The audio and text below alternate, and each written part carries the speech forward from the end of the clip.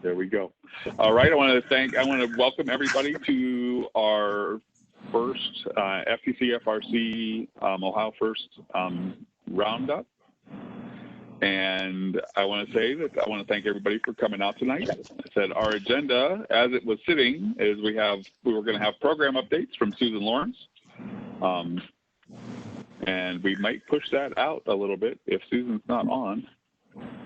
And what we will do is we will prepare.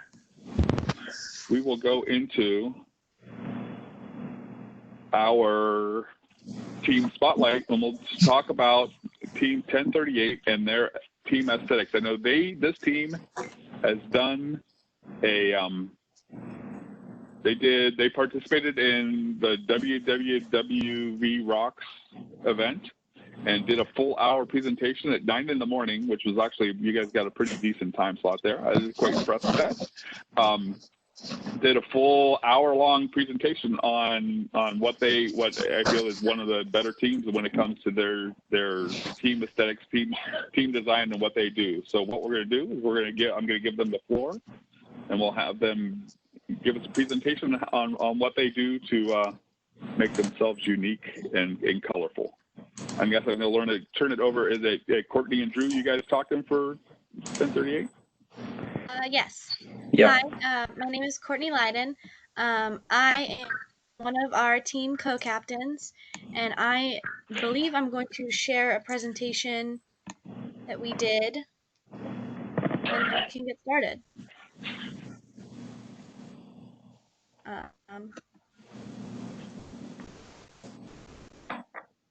Okay. So yeah, this is our team's crash course on aesthetics and branding. It's our #1 rule at Lakota Robotics. This rule is so important because of something called the halo effect, which is an unconscious bias that occurs when you see something that looks nice or attractive, and that's going to make you see it in a more positive light in other aspects as well, and it can be applied to pretty much everything. It goes along with the idea about how important first impressions are, and when you make snap judgments about something, the biggest factor is the visual appearance of it. Especially if something looks good, there are more overall positive associations with something, which is why branding and aesthetics are super important. And having a consistent brand and a good-looking robot, as well as well put together team spirit, like clothing and other spirit items, will make everybody think that your team is better overall, which is super important, not just at first events, but also in life in general. So we basically have our rule #1 as aesthetics for all of that reasons. It's definitely something that we think about through the entire brainstorming and robot design process. And as we build the robot, we focus on the visual appearance a lot, just to make sure that just for the halo effect, just to make sure that everything really fits together and looks good and cohesive. We don't always have the best robot at a competition, just because there are a lot of amazing teams out there, but we do hope that we have the best looking robot at all of them. We've recently gotten the Industrial Design Award in 2017 and 2019 for our efficient and clean design, and the Imagery Award in 2015 and 2020 for our general team aesthetics. So it's everything other, it's the robot, as well as we have all of our team shirts, and we have bins of spirit stuff in blue and purple, and we do face paint, and we just kind of make sure that everything fits together, from our robot to our drive team to all of our people in the stands. Yes, and as far as the robot goes, here are some of the things that we have done to kind of get that nice, clean, cohesive look for your robot. So orbital sanding sheet metal gives it a really nice, less shiny look. It's almost more of a matte type finish. Buying parts in our team colors, we always try to do that whenever there's an option. Planning for wiring so that your wires are nicely routed and they're not all over the place. It makes the whole robot look a lot cleaner and neater.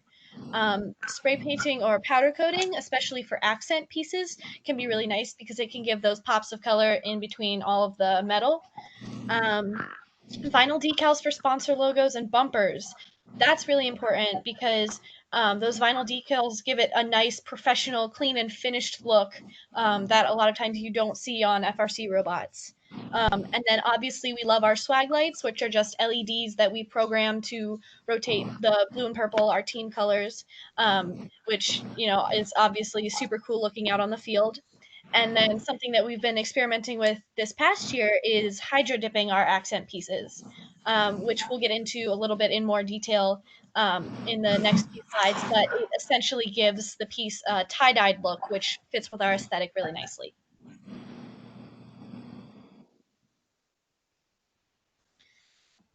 So here are some of the pieces that we hydro dipped on our robot for last year.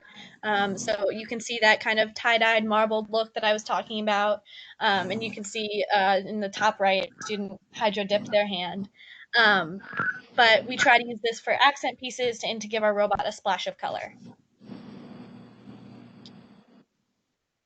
So the hydro dipping process is actually pretty easy. We do it a lot. We did a lot of pieces during our presentation for WWW Rocks. So all you have to do is clean and sand the material and apply a base coat just to make sure that everything sticks. Fill up a large container, or depending on the size of the piece, you can even just use like a good size Tupperware as long as you don't need it again afterwards, with warm water, and then you spray paint on top of that, alternating the colors. You can, if you hold the spray paint bottles farther away, it'll create a more misty look, whereas closer up will give you a much more like tiled marble look like we see on a lot of our pieces. So number 3, you dip the part into the water, into the swirled paint, and fully submerge it past touching the paint. And then with your hand for number 4, with your hand, swirl away the remaining paint and lift the part out. That just stops it from getting like some webby extra paint on top that would mess with the smooth look of the rest of it. And number 5, just hang it up to dry so that you don't smudge it or anything putting it on paper or just laying it down. And so as Drew mentioned earlier, it's not only our robot that we focus on great. We want our entire team to look great and very cohesive. And so pretty much everything we do is blue, purple, or some combination of both. We always wear our team tie-dyes, you know, at any event we go to. We've got a whole spirit tote full up of blue and purple and light up gadgets and gizmos. And of course, we have our custom 1038 number LEDs that are super important. But just in general, making sure that everything on the team and everything we do, including even like our pit setup, is all very cohesive and consistent with our team's color scheme. And so a way that you can do this for your team is to make an aesthetics guide, which is a great way to keep your team's aesthetic consistent. So you can put like ways to use your team logo, team colors, even team fonts. And so if you want an example of that, Team 1538 has a great one on their website. Does anyone have any questions for us before we go into some examples of some hydro dipping we've done?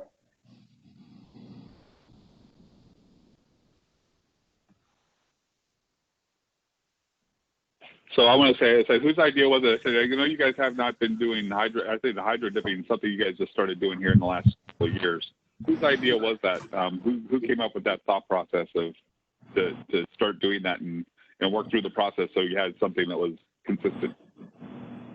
I believe that would be Emily. Yeah, one of our students, Emily Lopane, she's very into the aesthetics aspect of our robots. And yeah, she came up with the idea the summer before last season. And so we kind of experimented with it off and on last summer until we got to a consistent look that we were happy with. So I actually have some of our trial pieces. So this piece here, you can kind of see it's a lot more silver. Because we actually did not do a base coat on this one, so a lot more of the silver shined through, which didn't give it as like bright or vibrant of a look as we were going for. So then we tried doing blue purple and white spray paint in the water, which just ended up giving it a lot more white of a look. I don't know if you guys can see this, but it's a lot just a lighter, whiter color. So then our final kind of iteration was the white base coat with the blue and purple spray paint in the water, which gives it this nice kind of bright, vibrant look. And the entire part is nicely covered. So even the parts that didn't quite get the blue and purple, it still has the white paint, which gives it that nice, like more finished look compared to the one that just has like the silver metal underneath.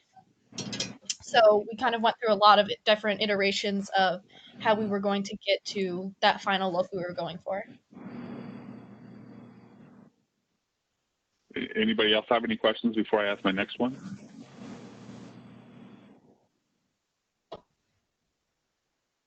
I can ask questions all night.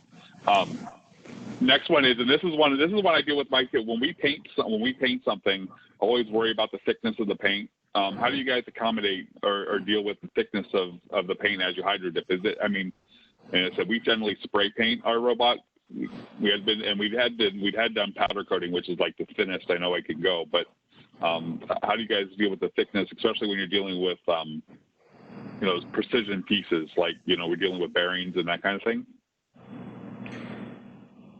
So for the most part, the pieces that we hydro dip are accent pieces. So we make sure to, we're actually going to end up hydro dipping carefully. So one, not all of the pieces are hydro dipped, so it's a pretty insignificant like dimension change when it's just like the one piece here and there.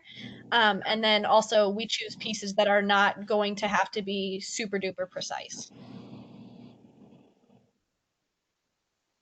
Very Does that good. answer your question? Yeah, that answered my question. For some reason, we always have to paint the things that have to have holes for bearings. I know, and then you end up, after you're done painting it, you ended up having to you end up tearing all the paint off of it to fit the bearing back in. So I almost guarantee we do that every year. So that's what I figured I'd ask the question. Yeah. Anybody else have any other questions for 1038? John Dar, do you have any questions? I know you're muted, so you have to take care of that first.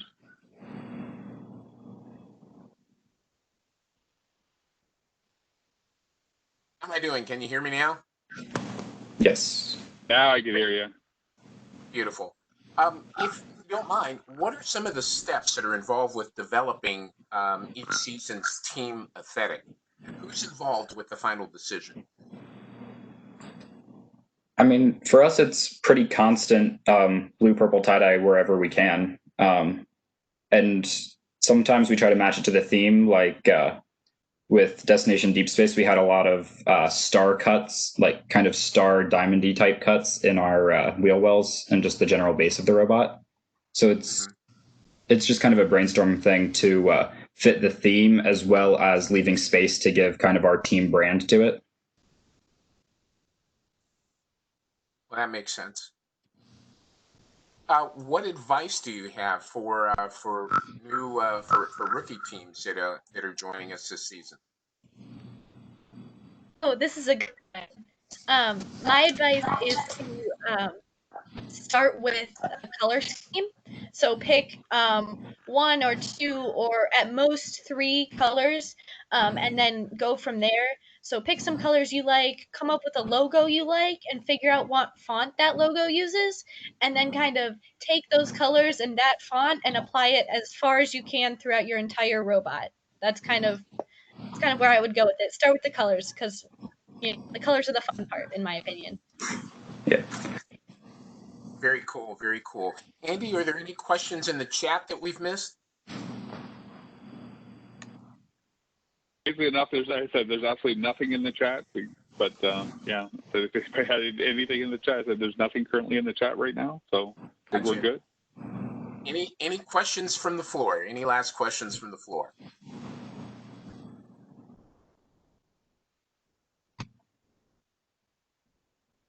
All right. Hey, that question came in. I said we had a question came in. Do they hydro dip the parts that will be moving on the robot? And as of yet, I don't think so. Other than like we had a couple parts of our turret on this past robot was hydro dipped, but those pieces specifically weren't moving. They were just attached to something that was moving. I don't think we have done anything that's I don't think we've done anything that's actually the piece itself is in motion. I think we would just be worried about the size constraints and the paint kind of rubbing off as it moves against other things. Gotcha. So a common comment after the hydro dip or after any painting has been done has always been, whenever you work on the robot, watch the paint. Definitely. Well, I love it. Thank you guys for a great presentation. I know I speak for all of us when I tell you that we're really looking forward to seeing you in the years to come. You've got such a great approach to team athletics. It's really helped all of our teams a great deal. Once again, our showcase team has been Team 1038 Lakota Robotics. Great team. You can see the whole team there from this past season. Great group of kids, some outstanding mentors as well. If you have additional questions for the team, you can contact them at the information that's now on your screen. Once again, thanks, guys. We look forward to working with you in the years to come. Thank you for having us present. Been our pleasure. Our pleasure. Well, team, it's time for our first trivia question of the evening, and we've got some great ones for you. Here's your question. During the 2019-2020 season, how many students were there that were participating across all FIRST programs? Again, during the 2019-2020 season, that's last season, how many students participated across all FIRST programs? Give you something to think about. And of course, while you're thinking about the answer to the question, we're just about ready to start our very next segment. And it's a great segment that we have lined up for you. This particular segment is one that we like to call Tips and Tricks, helpful tips and tricks. Now, this month, we're pleased to present and to feature two great FRC teams. They are outstanding. One is an Ohio-based team, and the other is a team from the great state of Minnesota. Both will be sharing their award-winning tips and techniques to help your team reach the playoff. Please remember to post your questions in the chat, and our presenters will answer your questions in the order that they've been received following their presentation. Now let's meet our next showcase team.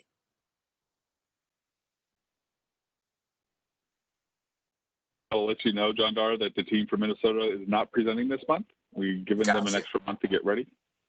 Thank you so much. We'll look forward to having them. So this first team will tell you that success in the playoffs does not happen by accident. It takes careful planning, and it takes a lot of determination and practice. It's not enough to have a dependable drive team and a great robot. Tournaments can be won or lost in the alliance selection. Teams must know the capabilities of their robot, and they also need to know the capabilities of their alliance partners, and believe it or not, even the capabilities of the competition. Teams who have mastered the art of scouting in both the pits and the stands have a competitive edge. Now, FIRES is the name of a great electronic scouting and analysis tool that's available for use by all FRC teams. Originally developed in 2013 by members of our next showcase team, this app is being updated for the extended season and can be used for upcoming tournaments. At a tournament, Fires allows users to collect valuable performance information about each and every team. And later, they can take the collated data and display it on an easy-to-read dashboard that will allow drive teams to coordinate strategy with alliance partners. Here to tell us more and to demonstrate this extraordinary tool are some of the members of First Team 3138, that's Innovator Robotics. Greetings, team. Thanks for dropping by. Are you ready? I am. Beautiful. We'll turn the screen over to you. Take it away.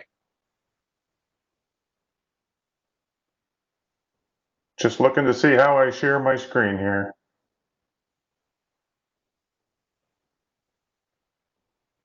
Should see it down on the bottom of your screen.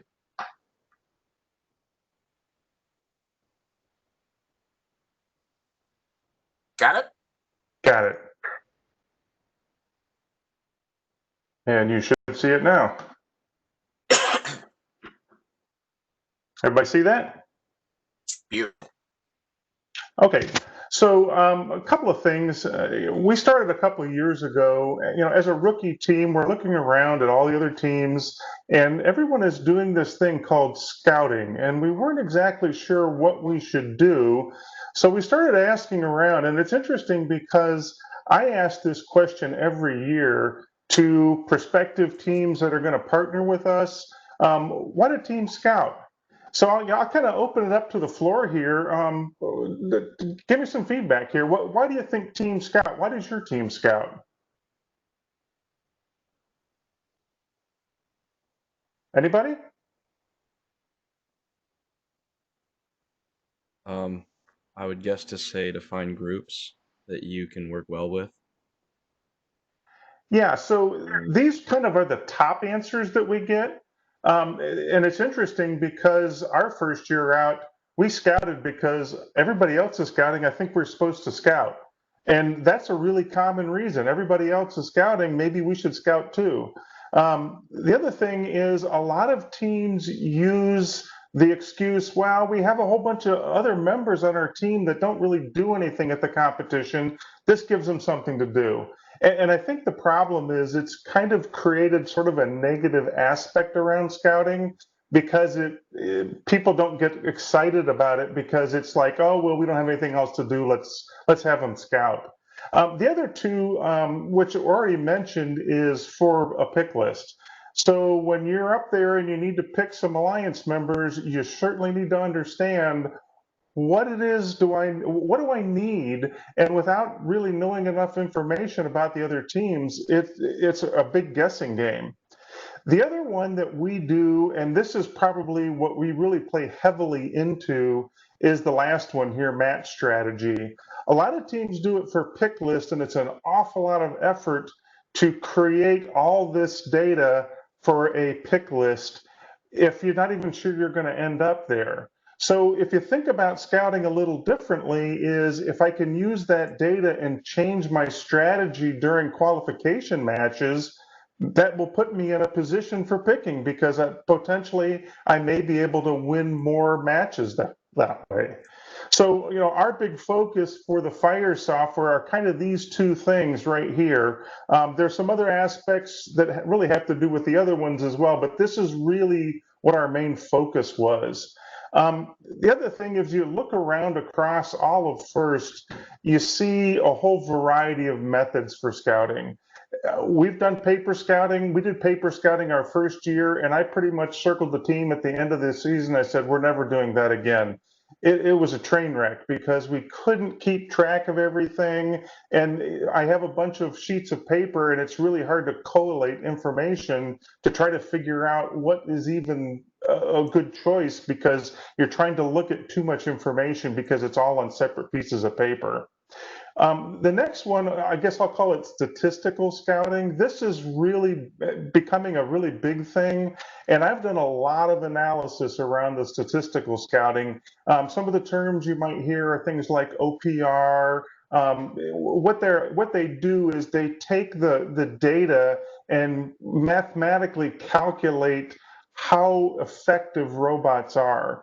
What I have a problem with that is every combination of teams don't play. It's a limited combination. So the statistical pool is rather shallow, and you may have teams that look pretty good because they've been paired with good teams.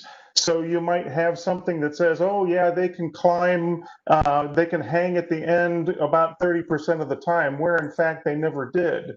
The problem is all that statistical data is coming from alliances, not from individual teams.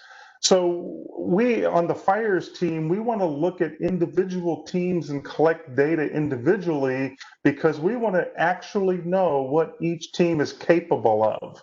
And there's a variety of other systems out there that are semi-automatic. They use QR codes for data collection and collation. And then there's this real-time automated system. We decided we wanted to do everything real time because as soon as the match was over, we wanted to see that data on our dashboards, on our graphs, and have it truly be live and up to date as possible. Now, that does present some challenges, and some of those challenges, because we need 6 scouters all the time, manpower becomes a bit of an issue. You can't have 6 people scout for several days at a time. They're going to get burned out. So you do need to give people ample breaks, which means you need more than 6 people.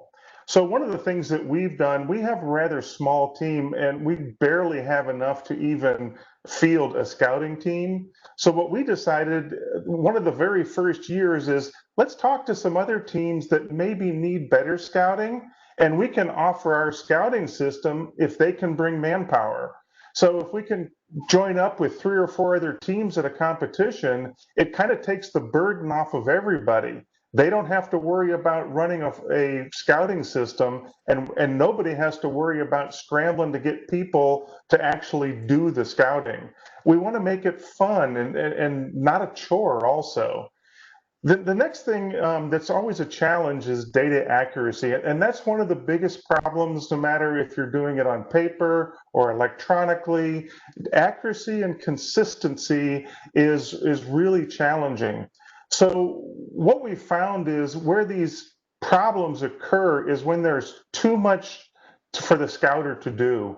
If the scouter ends up having to do too many things or it's too complicated, the accuracy goes way down. So on the fires team, we try to take every opportunity to have the system infer something, like the data will collect timing. So from the point that something starts to something ends, the scouter doesn't know, but that's actually being timed. So we actually can collect another data point called cycle time, for instance, and the scouter doesn't even know that's happening. So we can infer a lot of these data. Things like zones. I'm shooting from the closest zone or the furthest zone. Well, based on where they selected on the page of where they shot from, we can infer that that was a shot from the second zone, for instance. So the whole idea here is to take the scouter out of all the nitty-gritty of each of the data details and let the system actually do that for them. The last one, and this is always the big challenge in electronic systems, and this is one of the feedback we always get, is the connection issues. What happens if I can't use Wi-Fi, which we can't at competitions, and there's so much conversations around not using Wi-Fi. If you don't know you can't use Wi-Fi by now, you need to do a lot more reading. So what we do is we rely on Bluetooth and cell signals. Cell signals are becoming far better for data. I was really intrigued to possibly start using 5G this year. Maybe next year we'll do that. So the connection is always a bit of an issue. Some of the other things that we build into the application are things like queuing. So if we do lose a cell signal, there's actually a queue that when the cell signal is restored, it purges the queue and writes it to the server. So it is a real-time system that's writing to a cloud server. We also cache a lot of data on the data collection device, whether it's a tablet or a phone, where things like match schedules and team numbers and things like that all get cached down to the device. So if we do lose signal, we can still keep scouting. So I'm going to go through this really quickly, but it is a web-based. We use the Microsoft Azure cloud. It is a web-based system. We did that so it's operating system independent, so I can use Apple devices or Android devices. It doesn't matter. I can use Windows devices. As long as you have a browser, this will work. We also make use of the online version of Tableau for all of our graphics. We actually embed Tableau within the application. And like I said, it is real time. So as soon as the data is written, the drive team can see the data automatically. We don't have any kind of synchronization process you have to do or sneaker net to a Excel spreadsheet to rekey data. Everything is written real time. So like I said, just real sort of a visual, the match scouting in the lower left corner. We write through a 4G device, and quite frankly, we found the easiest way to do it is we pair our tablets with a cell phone, and the cell phone is a Bluetooth hotspot. So it's a hotspot, but we're not using Wi-Fi, so it's acceptable. So the Bluetooth hotspot then is connected to the internet. So the tablet just thinks it's on the internet through the Bluetooth hotspot. It works like a champ, and we've tried a lot of things over the years, a lot of things, more than you can even imagine. And we kind of backed off to the very simple, the cell phone, and actually we pair 3 of our tablets to a single cell phone, and that we found that is really good performance. And then once again, the drive team has a dashboard down in the pits that they are also looking at the same data that's being collected real time. One of the things that really makes the FIRES application pretty exciting, it's a collaborative effort. So the innovators actually do all the program management and development of the client and the server and the licensing and all that on the back end. So the system itself is developed by innovators. Now, over the years, we have farmed some of that out to some other teams. We've found some teams that have some really good programming capability, and we have farmed some of that out to them as well. So it is a collaborative effort. But what really is important is during the build season, we have weekly calls, and we invite anyone that thinks about that they might want to be using FIRES to participate in those weekly calls. We want to get input for design consideration. We want to weigh pros and cons. For instance, this past year, there was this big discussion around, can we actually count the inner shots? Because the scouter might not be able to see them. So how are we going to do that? So we come up with lots of different designs, and we kind of go through the pros and cons. We want input on the design. How does it work? How does it look and feel? Because we want it really easy for the scouters. So, just the whole idea here, it is a collaborative effort. And the really exciting thing here is if you look here at the numbers, in 2016 is when we really started sharing this thing out, and we had 9 teams using FIRES. And as you see here in 2019, it grew to almost 200 teams across FIRST were using FIRES for either the scouting, the dashboard, or the pick list. Now, what happens at a lot of the competitions, you might have 1 or 2 teams that are actually scouting, but then you might have 5 or 6 teams that are using the dashboards. So it's exciting to me to watch this thing grow.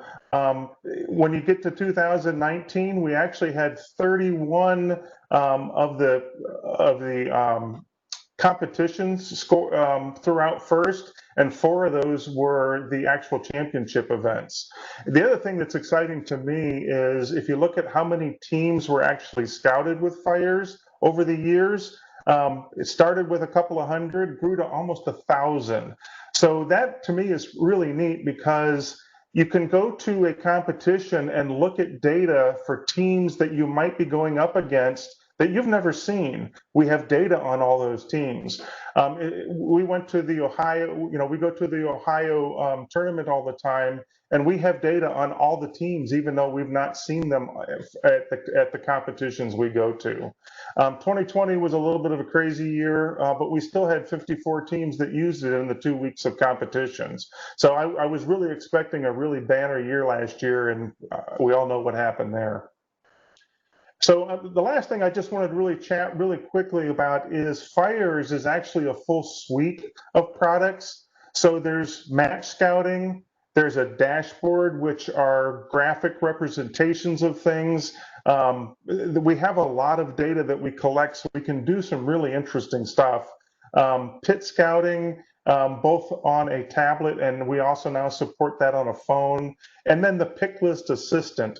The really interesting thing about Pick List Assistant is we kind of automate what people are doing already manually.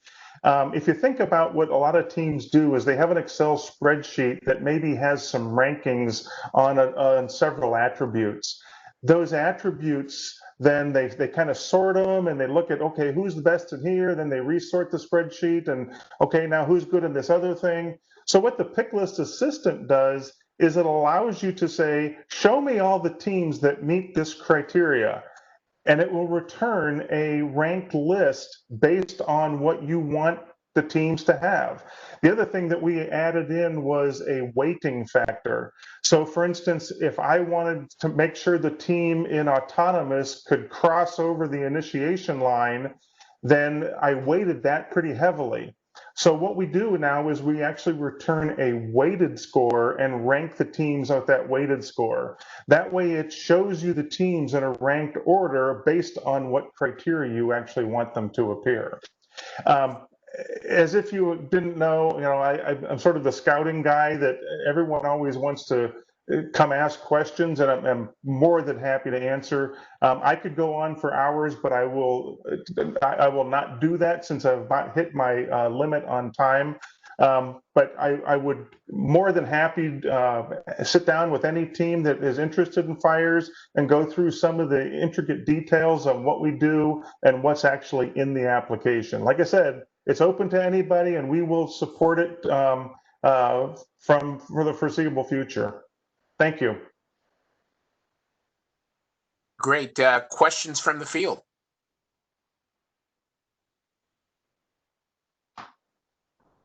I've got one for you, Rob. I was gonna throw out just more of a general comment. I said I've worked with Rob since they've started Fires. I've been on a lot of those calls that he talks about, and they are very, very collaborative. My team has used the scouting system. We've worked with them on the scouting system. It's very, very, very collaborative effort, and I know that it has really grown. And as a team that's used it and seen teams use it, it's very much appreciative of what they do. And Rob, when it comes down to data analytics, is one of the top guys I've worked with in that field. So I appreciate it. I'm an analytics guy. I love it. I'm a propeller head through and through. Well, Rob, I can tell you that there are a number of game announcers that would like to tap into this system and be able to use it during the course of our play-by-play. So we certainly want to talk to you, and I'll look forward to collaborating with you on that. Andy, you already answered one of the questions that I had. I wanted to know what feedback you were collecting from users and how does it impact the development for future versions of Fires. But it sounds like it's such a collaborative effort that anybody who's involved has a chance to share. Yeah, the other thing that the way that the Fires has been written, we probably reuse about 80% of the application every year, even though the games are dramatically different. So that last 20%, things like the dashboard and the actual scouting, we've designed them to be really easy to add features. Usually what happens after the first or second competition week, we start getting feedback through email, and we add those features in because a lot of times people, we claim that we don't have all the answers, but a lot of other people do. And if you can provide us with good feedback, we'll add those features in. Oh, that is so cool. That's great. One last question for you, Rob. Is there a version of this app that's available for FTC teams? So 2 years over the course of all, this is actually going to be the 8th year we've done fires. 2 of the years we actually created an FTC version of this. All the code still works exactly the same. And like I said, the 80% that's reusable can be reusable. So if anyone has interest in an FTC version, please let me know and we can talk about it. It's doable. We've done it before. The challenge we've had with FTC sometimes were internet connection issues and Bluetooth fighting with the actual robots themselves. I think they're starting to get away from Bluetooth now, but we just need to kind of talk through what we need to do and what makes sense. Rob, if you haven't already done so, please go ahead and put your contact information in the chat. I know that there are a number of folks that are watching tonight's webcast and they want to figure out how they can get a hold of you, how they can begin collaborating. Sure. Let me just real quickly here. While you're doing that, another great question again, teams are asking, how can their team become involved with fires? So shoot me an email. If I can get my screen shared here.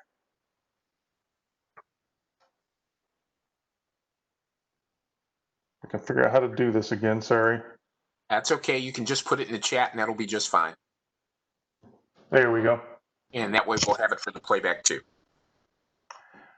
Fortunately, I have an easy name, and it's Innovators Robotics, and Innovators is plural. I've had a lot of people ask me, it didn't go through, so it's rob.miller@innovatorsrobotics.com. And shoot me an email. This is a really active email. I communicate through everyone doing with fires through this email. Very cool. Andy, are there any questions that I've missed? Oh, the big things are is how they get involved. I said I also put the website for Innovators website for the fire software so that you can go out there. I believe it's active and you can look and see what data you currently have out there. It looks like you have data from previous years as well. So that's out there, and get a hold of Rob. Get a hold of Innovators Robotics. Trust me, I've sat on those calls, on those weekly calls during the build season with them, and collaborating, trying to get everything ready for that first competition. So yeah, they're always looking for somebody to help out. And hey, even if you don't help out with the collaboration, you go to an event. When we can go to events again, we go to an event. I mean, it doesn't matter if Innovators is there or not. They will help you get it set up and be able to run it at the event itself, even if they're not at that event. So, I mean, you get 2 or 3 teams at your event to run the software, and it makes it a very easy collab for everybody to do. Yeah, I'll second that. We've been working with Innovators since the beginning as well, and I remember those first years and using the 4G, and I remember borrowing all the equipment that one year and going down to Tennessee with your big box of equipment to set up the 4G network and everything. So yeah, it's been a long road coming to where it is now. It's awesome, and it's always great to collaborate with you guys on that. So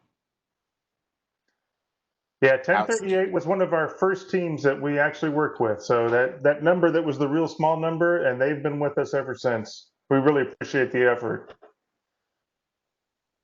Well, we certainly appreciate you. So thank you so much to you and your whole squad.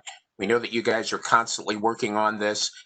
We know that at least according to the latest first update, it doesn't look like there's going to be any in-person competition for the upcoming season, but we know in subsequent seasons, we expect to be back in the middle of it, and we hope to have you back to share any updates to the fire programs with us. Once again, ladies and gentlemen, these are the folks from team number 3138, Innovator Robotics. If you haven't already done so, make sure you jot down that contact information. Contact Rob and the rest of his team.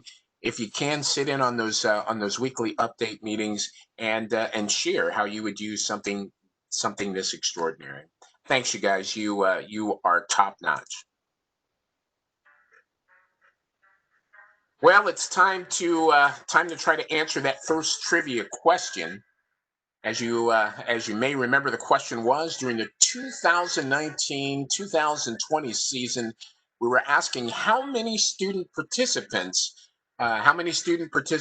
were there across all FIRST programs.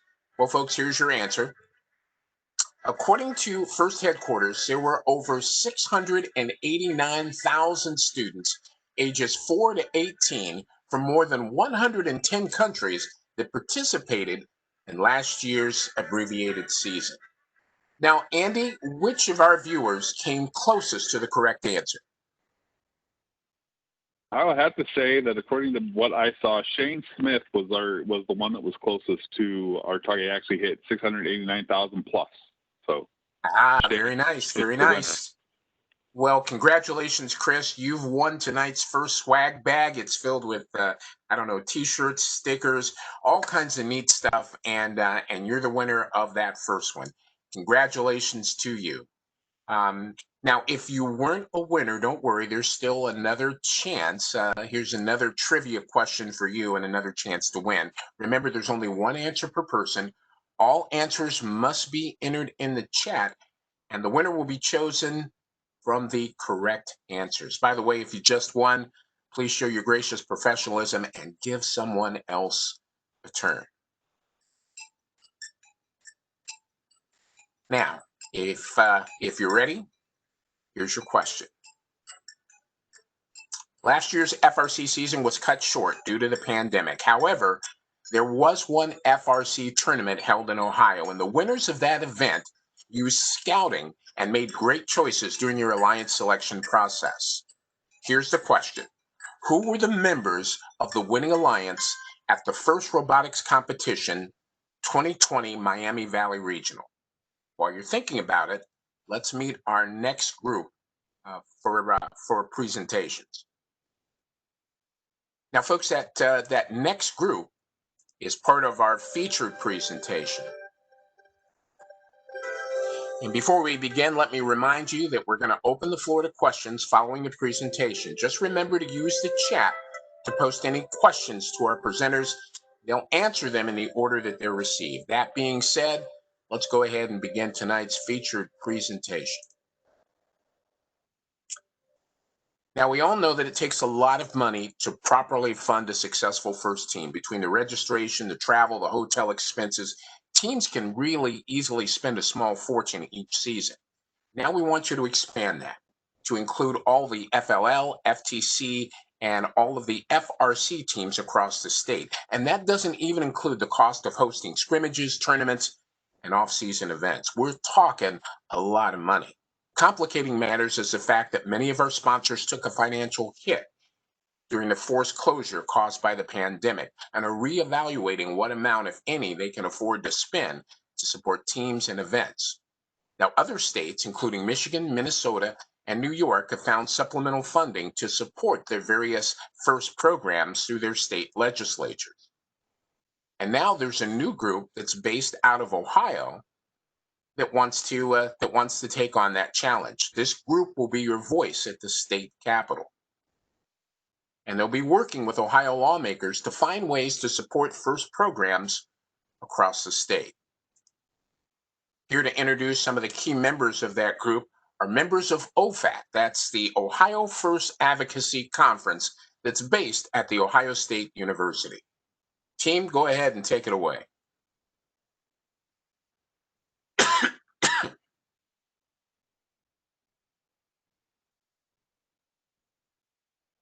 Hello everyone, how's everyone doing? My name is Nishant. I am a fourth year statistics student at The Ohio State University, and I'll let everyone else here also introduce themselves. Hey, my name is Aditya.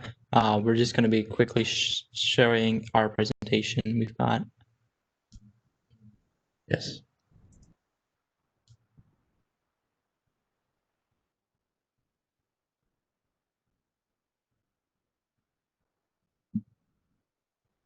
Ria, you might be muted.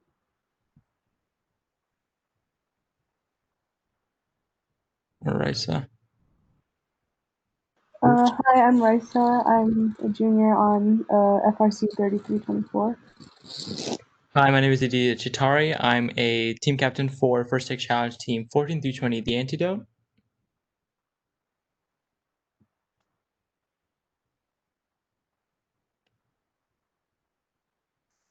Where is Ria? Can any of you guys hear her? No, I can't hear. No. Oh, brilliant. Okay. Well, yes.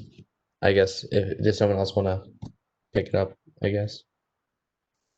Next slide, please. It was fun. I don't know. I think she can hear us. She's not speaking though. So the mission statement and the entire purpose of the first Ohio First Advocacy Conference is to make Ohio government funds be available to engage and support participation in all of three, technically now, all three FIRST programs with an emphasis on supporting underrepresented and underserved populations in STEM for Ohio.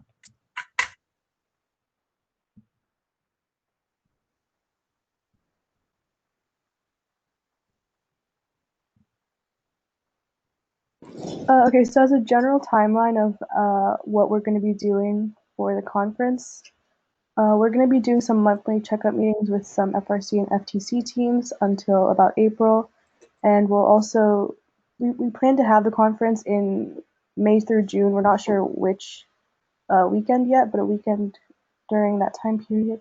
And we also might switch to February and March, but it's still to be determined. And then the state of Ohio biennial budget deadline is on June 30th, so we plan to have all of this done by then.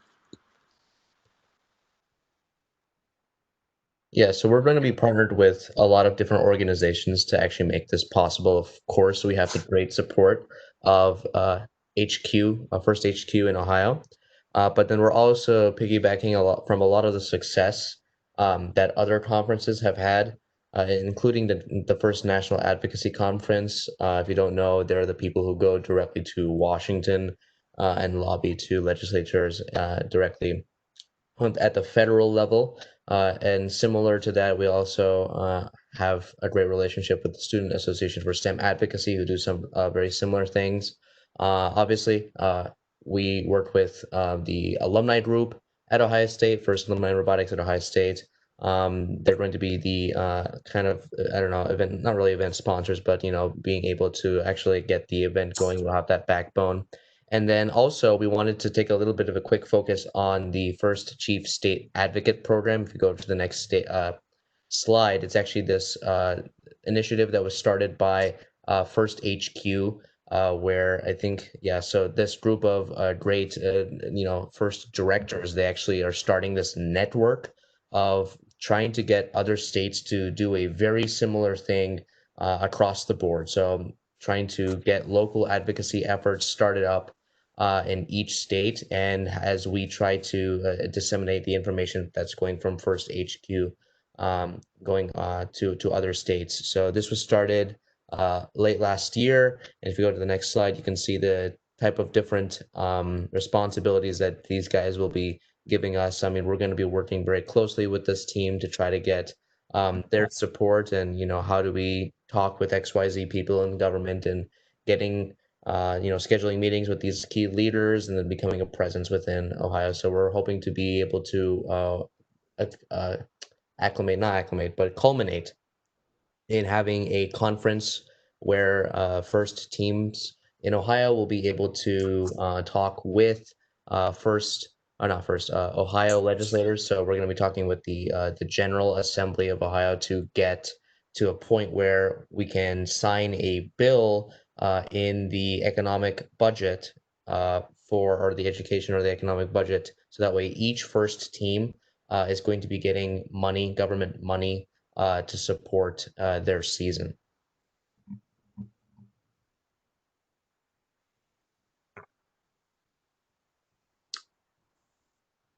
And you might be asking whether or not this has been successful before, and in fact, it has, to great success. In fact, the most talked about example is, of course, Michigan. So there it is with varying levels of success, and it's going to be extremely. I'd say it's definitely a possibility that we'll be able to do this. It's just we need to put in the time and effort that it's going to take, and obviously we want to do better than Michigan, so that's also a goal here. So it is what it is. And here are a few examples of other conferences that have been created over the past few years. We've got the SNAC, who are for Massachusetts, Rhode Island, Connecticut, the North Carolina Advocacy Conference, SACOUT, which is for Texas, and then the Michigan Advocacy Conference, which is of course for Michigan. And so this was just basically a small presentation on just to give you an update on what OFAC really is and what we're working towards in these upcoming months.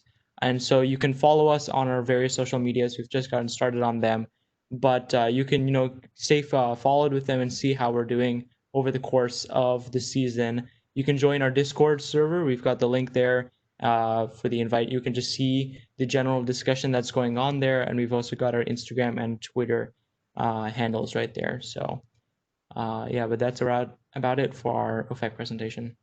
Yeah, to give an update if you guys want regarding government stuff, we have very basic relationships with a few people. Funnily enough, we reached out to quite a few people within the state and federal level just to try to play enthusiasm and try to feel that out. But for whatever reason, the only people who ended up talking to us and reaching back out to us were the federal officers. So literally the office of Rob Portman and Troy Balderson. So it's funny to see that the federal level is going to be helping us to get the state level going. So we're at this stage, we're very happy to see how things are going currently. Hopefully within the next couple of weeks, we'll have a good relationship conversation going with with someone in the education budget committee for the Ohio Senate. So yeah, really exciting stuff going on. So if you guys have any questions, do ask. Any questions from the floor? Any questions in the chat? I got a question from the chat. Will funds help private schools or no? We are currently working on a system. Michigan, the way that Michigan done it is Michigan's basically the example that most conferences look to as to figure out their basis. They actually only support schools, so like public schools teams, they're only going to be supplying funds to public schools.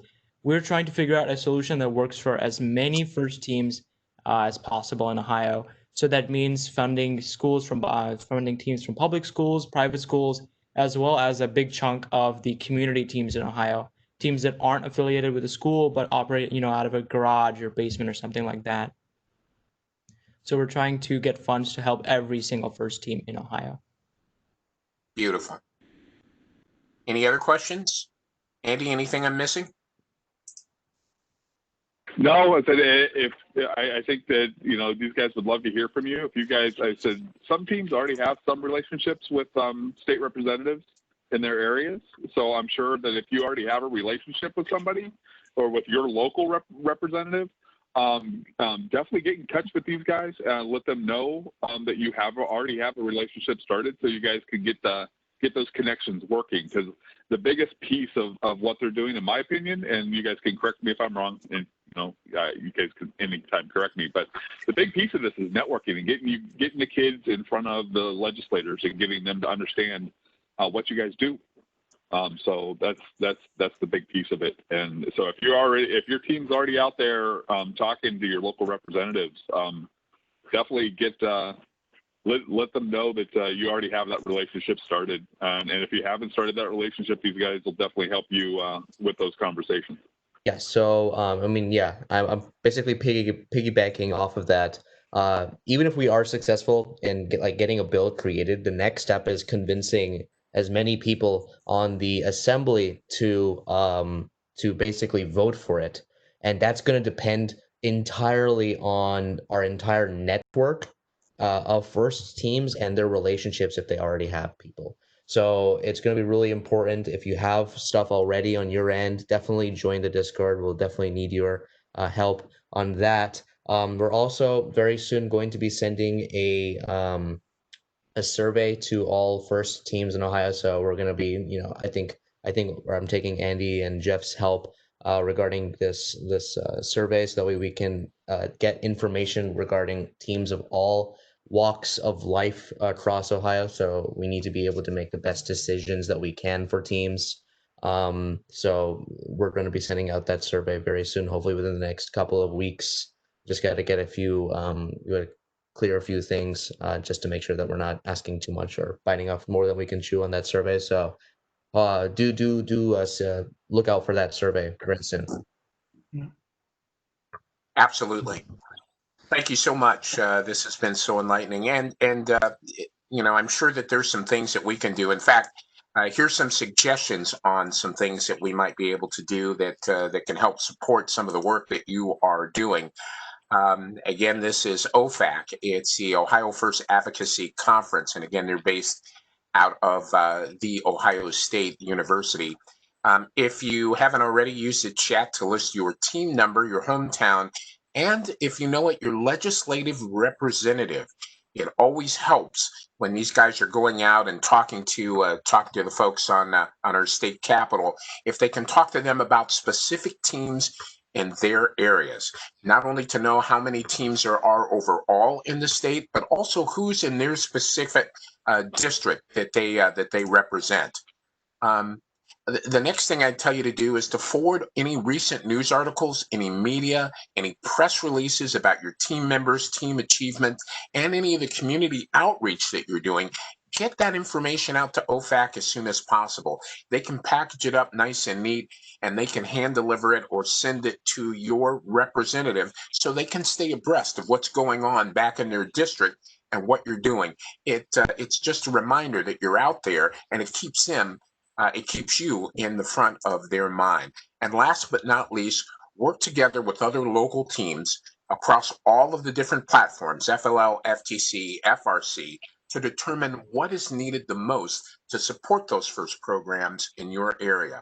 Once you know that, get that information to OFAC, and now they can use that information to help them as they craft their pieces of legislation.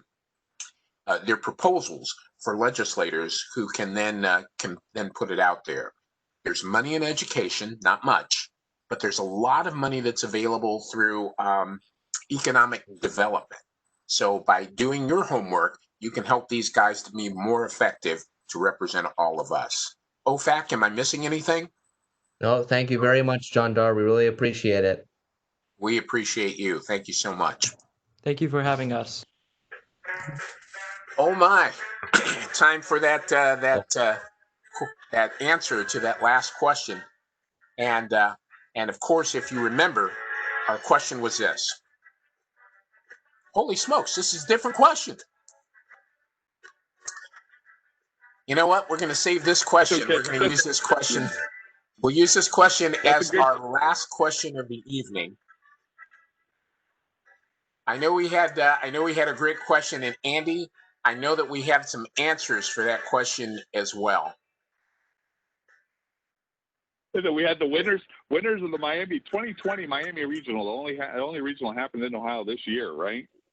That's right. Winners of that. So we had the winners of that. I'm pretty sure I've got it somewhere. I can answer the question. I bet you could. The number 2 alliance were the winners. The alliance was captained by Team 340 GRR, Greater Rochester Robotics from Rochester, New York. They included Team 1787, the Flying Circuits from Pepper Pike, Ohio, and Team 3266, Robots Are Us from Eaton, I remember that very well. The alliance, they were the number 2 alliance, and they actually defeated the number 8 alliance, the Upstarts, in the final in straight matches, 225 to 182 and 202 to 128. Andy, who had the first correct answer in the chat tonight? I said the first correct answer was Didia Shitari, our presenter from OFAC. He was our first one in, so he had the correct answer first. Well, congratulations. You, of course, are the winner of that great swag bag. Andy will make sure that you get that bag as soon as possible. Congratulations to you, and again, another great presentation. Great presentation. Now, again, if you weren't a winner, and that last time out, there's still one final trivia question for the night. Remember to show your gracious professionalism. If you've already won, please give somebody else a turn. Tonight's final trivia question is directed to those of you in the FTC, but it can be answered by anyone. So if you're ready, here's your question. For this season's FTC game, The Ultimate Goal, what is the maximum size for a competing robot in its starting configuration? Once again, for this season's FTC game, The Ultimate Goal, what is the maximum size for a competing robot in its starting configuration? Remember to post your answer in the chat. Now, while you're thinking about it, Okay, John Dar, I'm gonna trump your question because honestly, even FRC teams can figure this one out because it doesn't change year to year like FRC teams. I'm like, well, if you didn't know the answer, and look at it, it was pretty quick. It's an easy. That's way too easy, I think. And so I think I came up with a better question to ask, and it's actually game specific this year. So I'm gonna trump John Dar's question on you, and I'm gonna give you a different FTC based question, and it's actually gonna be about the game this year. So you make it a little more difficult. Okay, we all know that the FTC teams have to deal with discs and wobble goals this year. So my question to you, since 18 by 18 by 18 is way too easy of an answer, my question to you is, how many discs can be transported via a wobble goal? Okay, so I'm throwing a little twist out there. How many discs can be transported by or on a wobble goal? So sorry to say, John, I can give them a little bit more difficult question answer this time around. I'm like, well, that certainly does have a high degree of difficulty. All right, so we'll see what we can come up with that. And we did not do our first spotlight there at the very beginning because Susan wasn't on. And again, I don't think Susan has made it on the call this evening yet. So I think we're gonna have to do that part on my own. Hi guys, I'm actually here now. Yeah, I've actually heard the last couple presentations. I had a little technical difficulty up here in the Northland. We've had some storms, and I think I need to go out and check my dish. I apologize. Gotcha. Well, Susan, we're so glad that you were able to join us, and we know that there's been a lot of news that came out late in the day today. We hope that you're able to take a few moments and explain some of those recent updates and tell us what that means for teams in the region. Yeah, I wish I knew. No. Boy, if you haven't read the note that came out to the community today, please do so. I'm not even going to begin to try to cover what's in it. And I would tell you, I've told you this before, make sure that early next week, not necessarily Monday, but like Tuesday and Wednesday, watch for more detail on most of what is mentioned in Frank's blog today. And so go in and register for Frank's blog if you haven't. What's forthcoming will have far more explanation of the items that were brought up today. And some of what was brought up today, we actually won't hear the detail until we get to kickoff, which is still on the 9th. So the big things that are different that are out there are that at this point in time, we aren't planning any in-person competitions. They will be continuously reviewing that, with a initial major review to take place in January and subsequent ones to follow. But for the time being, when you register, you will not be registering for an event. You will be registering to receive your enhanced kit. You will be registering to participate in some things that I'll cite in a minute. Rookies will receive a full kit. This is a phenomenal year. If you are aware of anyone that's been thinking about joining in, they're going to have a full kit that they will have the whole year, even should we not compete face to face. But that will be continuously under review. Guidance: wear your masks, because it'll be darn near totally COVID related, and that's the reason that they made the decision. They have a model ready to go if the situation with COVID becomes more controlled. So in lieu of doing those things, one, they have reduced the initial registration fee to $2,000 for a veteran. Nice. And if you, yeah, really. And if you got your voucher from last year, you just need to come up with $1,000. The rookies, it's going to be $3,000, and the full range of rookie grants will be available. And there are some additional grants that are out there that would help a team. So I would expect most of that information will come out in the emails that I was referencing for early next week. They will cover the full range of FIRST-related grants. That I am aware of. They're trying their darndest now that they know what the registration fees are. For those of you that receive Bowen grants or Abbott grants, John Deere grants, any of those, they're going to try to get those loaded out very quickly so you know where you stand with your registration fees. So each year with your registration, you get your renewal of licenses. That will continue.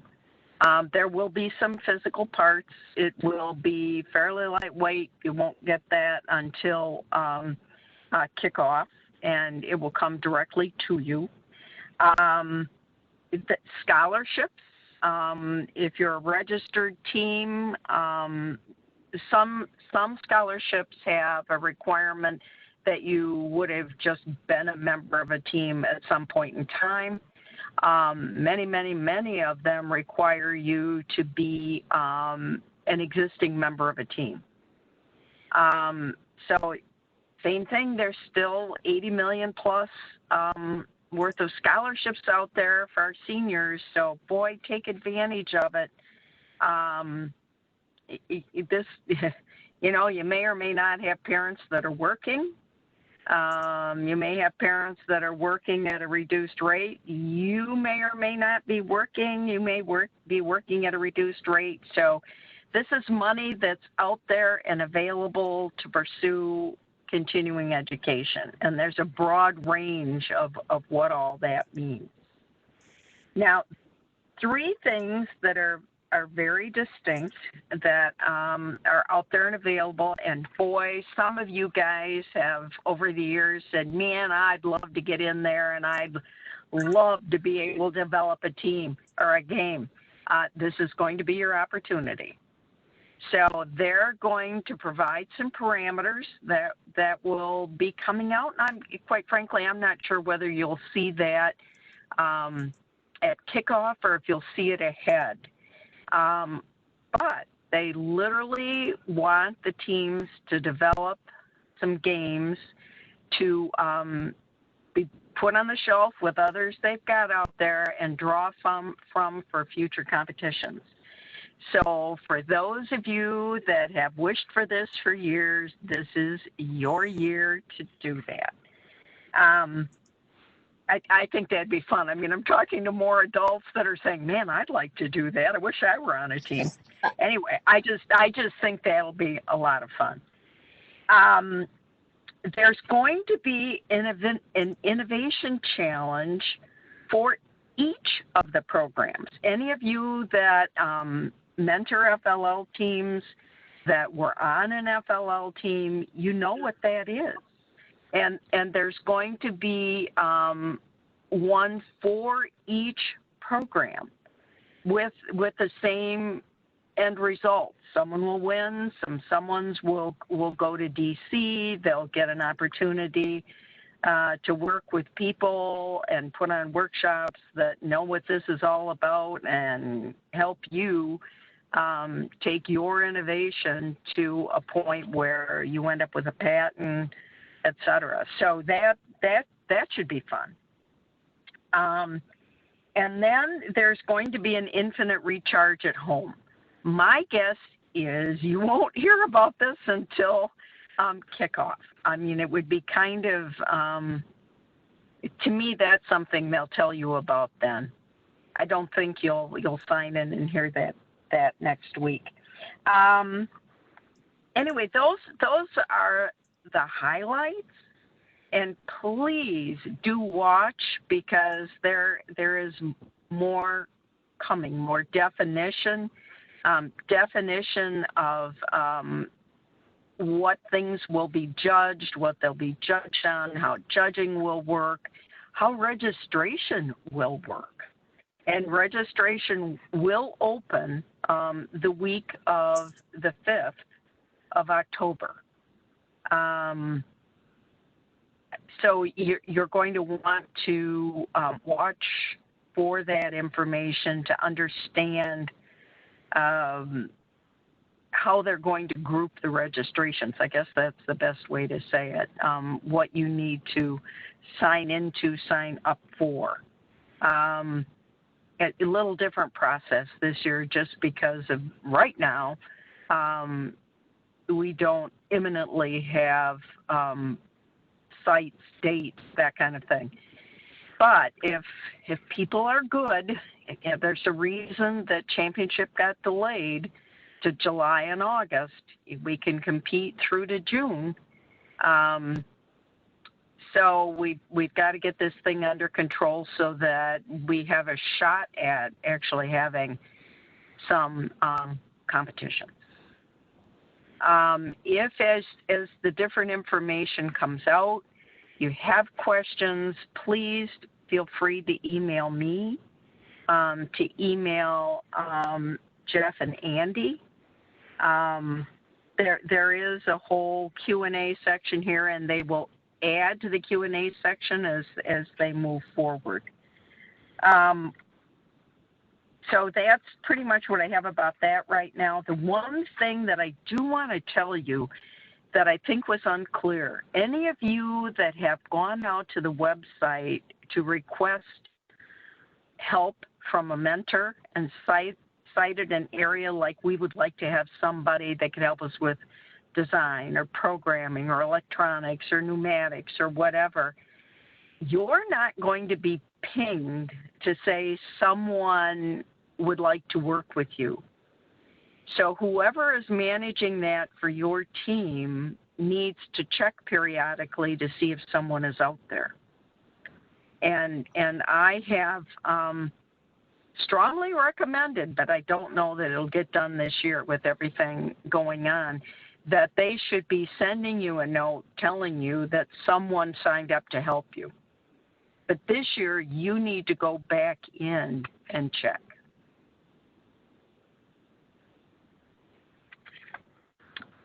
So, questions. And I'm on a phone. I am not on a computer, so I can't see chat. Right, we saw that. Andy, I think I saw at least one that popped up in the chat. What was it?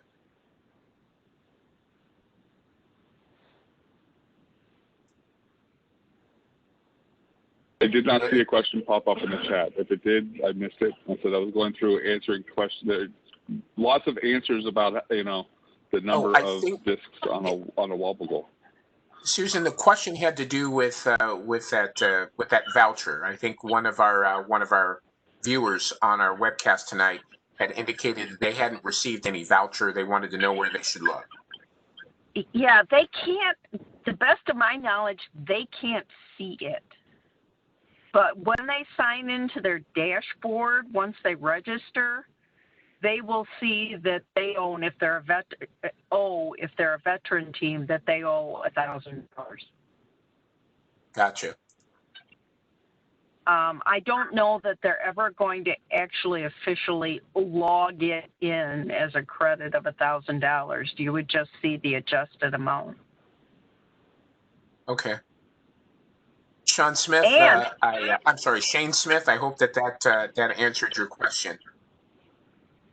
Once again, everybody, that's Susan Lawrence. She's the Director of First Field Operations for the Midwest region. Susan, thank you so much for those important updates. Remember, teams, if you haven't already done so, be sure to subscribe to the various blogs for the latest information and program updates.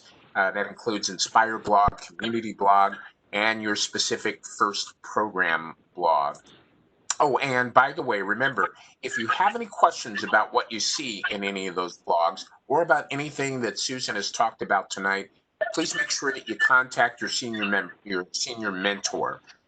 They'll be able to answer any questions that you have, and if they can't, they'll know where to find the right answer and they'll get back to you. I don't have Jeff's contact information, but Sarah Heist is on your screen, her contact information. She can help you with any questions you have regarding the Ohio First Tech Challenge. And of course, Andy Antes, he's one of our first senior mentors. He also works FLL, FTC, as well as the FRC. And as soon as in fact, Andy, if you don't mind, go ahead and put Jeff's contact information into the chat for anybody who might be looking for that information as well. All right, Andy. I think that you posed a tremendous question with a very high difficulty factor. Man, oh man, I can't wait to find out who's got the correct answer with regards to this. Take it away, Andy. Well, this was a tough one because I threw the little wrinkle in there. It's like most of the teams like were expecting me to say how many discs can a robot hold, and the correct answer for how many discs a robot can hold is 3. A robot can only transport 3 discs at a time. But if you have those discs on a wobble goal, that's an unlimited, no limit number of discs that can go on a wobble goal, and then you can move that wobble goal to wherever you would like. Can't score directly off of the wobble goal because you actually have to shoot the discs, but you can put as many as you can fit on the wobble goal. So that's why I threw that little trick, a little bit of a trick into the question. It's a little bit more difficult. I try to make the FRC guys have to dig through that FTC manual to see if they could figure out an answer. Man, I guess you did. Did anybody have the correct answer, Andy? Yes, we did. Yeah, we had one that came out. I said it was Doug who posted the question, but I'm going to guess that it was son Adam who Adam Rohrer, who answered correctly and said that there was no limit. There are 22 discs physically on the field for FTC. So ultimately, if you can manage to get all 22 of them on a wobble goal, you can get 22 on a wobble goal. So Adam got that one correct. All right. Let's we're going to have to put Adam on the payroll. We'll have him come up with our questions for next month. Nicely done, Adam. Congratulations. You've won the swag bag. Andy will make sure that you get it. Definitely want to you definitely want to enjoy that. Yep. Thank you so much for you guys. It's a treat. It definitely is. Well, folks, just this quick reminder for you. Ohio First needs your help. We really want to make this. We really want to make this program work for you by keeping the content both relevant and useful. So please, by all means, think about this. We want to know what you want to know more about, what you think your team needs to know for the upcoming season, and we'd also like to know who do you know who might be willing to present on that particular subject. We want to hear from you. So please take a moment. If you can, post your comments or your ideas in the chat. If not, or if you need more time to think about it, contact Mr. Andy Yantes at the email address on your screen. Holy smokes, it's not there.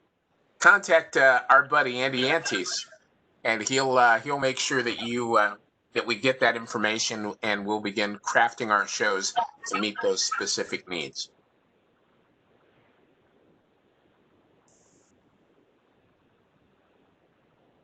And of course, folks, be sure to tune in next month for these upcoming shows. Mentors, remember to join us at 8 o'clock Eastern on the third Thursday of every month for the Mentors Roundtable. Roundtable, as we always say, is a virtual meeting space where FRC and FTC coaches and mentors can get together to discuss those issues that are most pressing to new and veteran teams. From recruitment to fundraising to coaching techniques and more, no relevant topic is off the table. Remember, this will be an adults-only meeting with content specifically developed for mentors by mentors, and we hope that you'll be able to join us. Our next episode will air on Thursday, October 15th. That'll be at 8 p.m. Eastern Time. And teams, I don't want to leave you out. The next version of the virtual Roundup is coming up. The Roundup is just for you, and we want to make sure that you have the opportunity to participate in it. We hold those meetings at 8 p.m. on the fourth Thursday of every month. Next month's virtual Roundup will feature the team that wasn't able to join us tonight. That's Team 2530. They're out of the great state of Minnesota, Rochester, Minnesota, I believe. And they're going to be in our tips and techniques segment, and they're going to be talking about the on-shaped system, and we'll have a demonstration. You don't want to miss that. All the kind of stuff that you're looking for, first updates, student-led presentations, and those great informative tips and techniques. All of that plus more trivia prizes and lots of fun. Mark your calendar. That next virtual meetup will be on Thursday, October 22nd. It'll be at 8 p.m. Wrapping it up now, final segments. Ohio First would like to thank Susan Lawrence for joining us, and members of OFAC, the Ohio First Advocacy Conference. And of course, our two showcase teams, 1038 Lakota Robotics from Liberty Township, Ohio, and First Team 3138 Innovator Robotics from Dayton, Ohio. Tonight's edition of the Virtual Roundup was presented by Ohio First with technical support provided by Andrew Yantes, research and logistical support provided by Susan Lawrence. Trivia and prizes are donated by the Educational Outreach Office at Wright-Patterson Air Force Base. Additional in-kind support is provided by the First Field Operations Midwest Office, the Great Lakes Science Center, and Cisco Systems. Folks, we hope you had a great time. On behalf of all of us at Ohio First, thank you for joining us. We'll see you next time on the Virtual Roundup.